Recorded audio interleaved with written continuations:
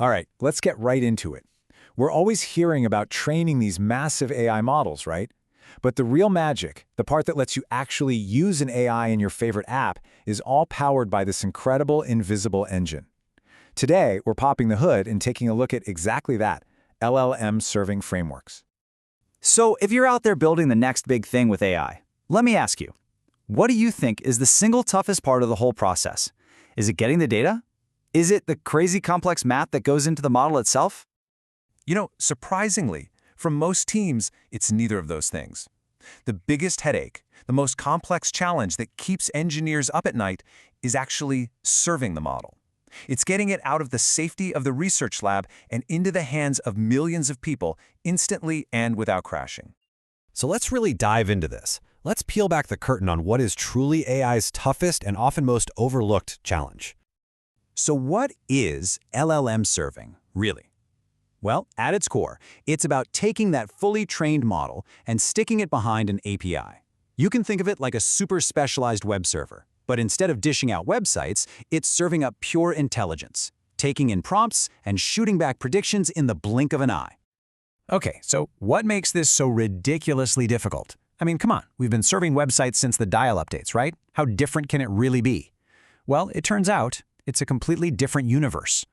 First off, you've got the sheer, mind-boggling size of these things. A big model, say LLaMA 270B, can need hundreds of gigabytes of VRAM. And just to be clear, that's the super fast, super expensive memory that lives on GPUs, those specialized chips that run all this AI. We are not talking about the RAM in your laptop here. This is a whole other level of resource demand.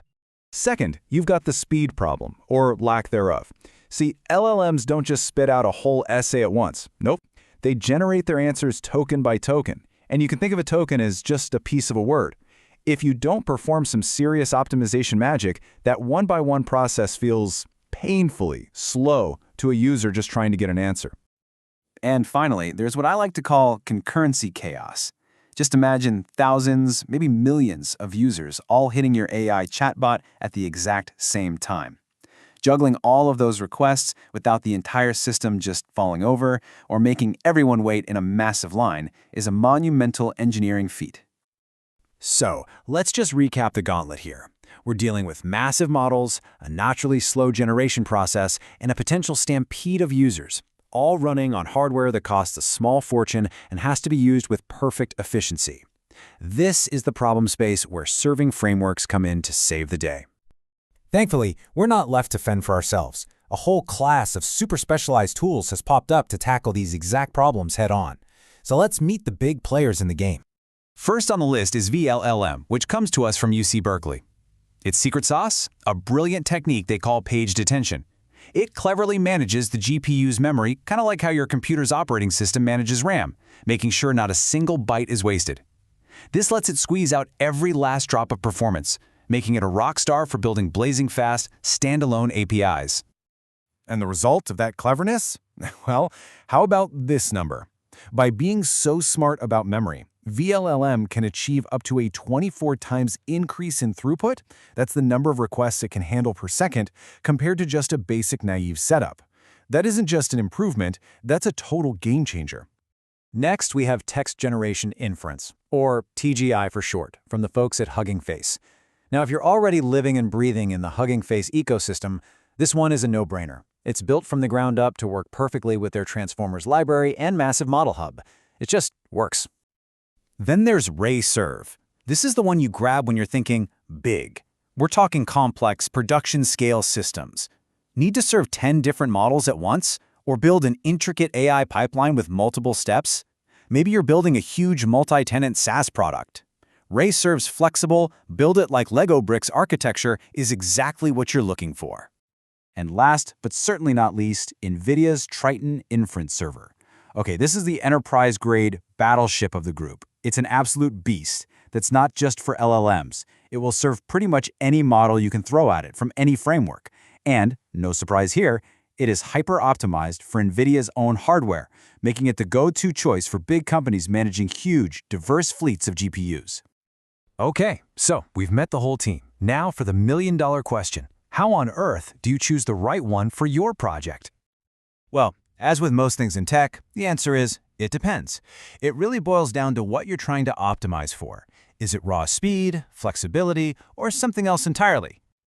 And this is where the trade-offs really start to become clear. Look, if your #1 priority is just raw, face-melting performance, your eyes should be on VLLM or Triton, period.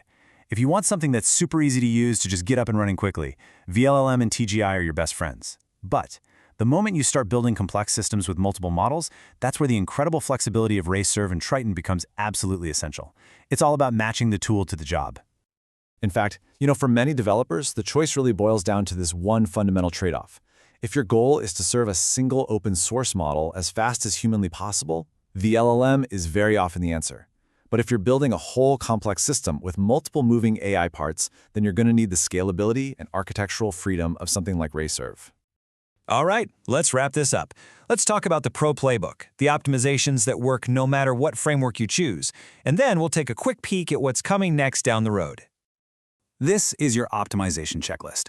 First, you quantize your model, which is a fancy way of saying you use simpler numbers to represent its logic, which saves a ton of memory.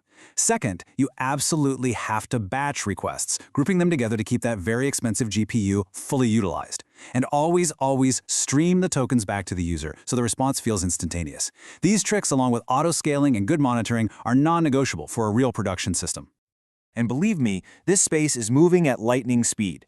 Right now, techniques like speculative decoding are becoming common. It's pretty cool. A smaller, faster model basically guesses the big model's output to speed things up. Next up on the horizon is mastering mixture of experts models, which are like a whole team of specialized AIs. And looking further out, the holy grail is running these powerful models directly on our own devices on the edge. So, let's bring it all back home. These frameworks are those invisible engines we talked about at the very beginning. They are the quiet, essential, unsung heroes that make modern AI possible. Every single time you chat with an AI, get a code suggestion, or use an AI agent, one of these powerful engines is working tirelessly in the background. And that leaves us with one final thought to chew on. As the AI models themselves become more and more intelligent, almost frighteningly so, will the challenge of actually serving them ever get easier? Or will the complexity just shift, creating brand new, even harder problems for the next generation of engineers to solve? That right there is a question that will define the future of AI infrastructure.